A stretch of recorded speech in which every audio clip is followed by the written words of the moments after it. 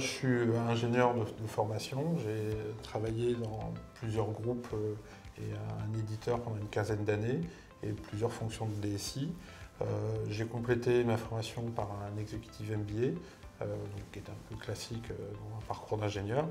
Et depuis un peu moins de 7-8 ans, je fais des missions de management de transition, essentiellement dans les contextes de transformation. C'est une mission qui s'est déroulée sur un peu plus d'une année.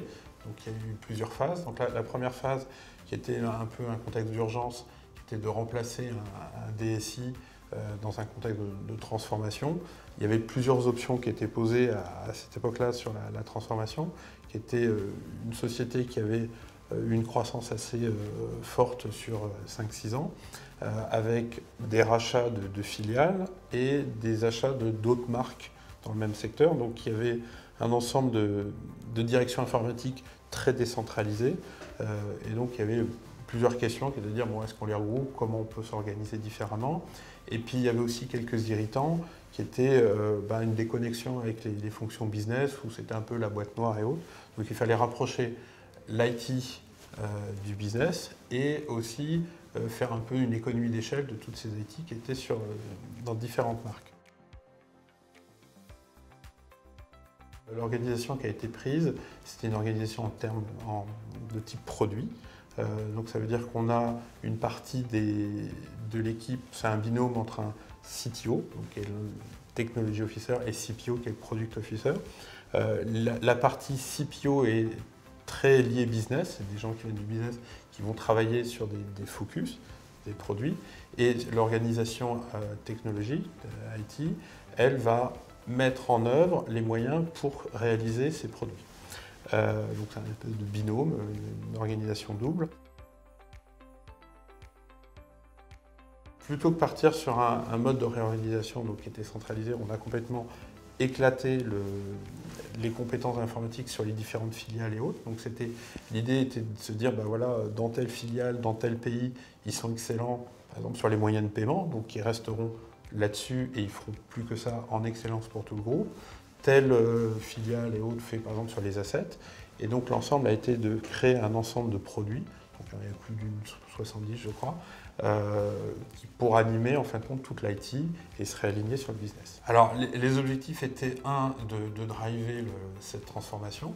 Donc c'était un lien entre les partenaires sociaux, les départements RH, les managers, la direction générale. Donc vraiment s'assurer que cette phase de transformation se fasse et qu'on fasse vraiment les équipes. Il y a aussi un contexte de le faire assez rapidement. Toute cette partie de transformation entre le premier jour et le moment où l'organisation était effective, il y a eu moins de 6 mois, avec plusieurs réunions de CSE et autres qui étaient à faire. Ça a été sur 4 pays et il y avait une quinzaine d'entités juridiques différentes. Donc c'était beaucoup d'échanges et de contacts avec les uns et les autres pour finalement s'aligner et que cette organisation soit vraiment acceptée par tout le monde, c'est aussi le changement à faire. Il y avait beaucoup ça touchait quasiment plus de 800 collaborateurs dans le groupe, et donc il fallait que chacun se retrouve son job et comprenne bien ses nouvelles missions. Dès qu'on est parti dans l'agilité, tout le monde me disait « Ah, on connaît ». Et donc, je suis parti du principe que tout le monde connaissait. Et en fin de compte, typiquement, quand on parle d'agilité, je pense qu'il y a autant d'agilité qu'il y a d'entreprises. Et qu'en fin de compte, à un moment très vite, je me suis aperçu qu'on n'était pas du tout aligné entre ce que moi j'attendais et ce que je voulais de l'agilité et ce que d'autres collaborateurs pensaient. Et même d'ailleurs, entre les filiales, ces télévisions étaient différentes. Donc il a fallu reposer pas mal de bases pour pouvoir repartir et pas être dans des incompris assez vite. Là, on peut dire que ça fait 2 ans, je crois que c'est en place, qu'il y a un CTO qui a été embauché, qui fait tourner. L'organisation n'a pas changé, donc c'est le modèle qui a été mis en place qui continue. Donc je pense que c'est un succès et que l'entreprise a eu pas mal de bouleversements, mais que cette organisation est restée en place. Donc c'est plutôt, je pense, un succès sur le côté mise en place de l'organisation.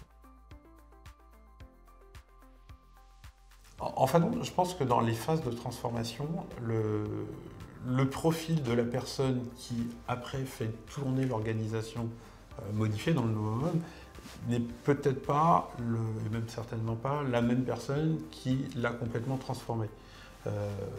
Et donc, ça paraissait assez légitime, et je pense pour tout le monde, qu'il y avait la personne qui faisait fonctionner l'organisation avant, celle qui l'a transformée, et celle qui l'a fait fonctionner après.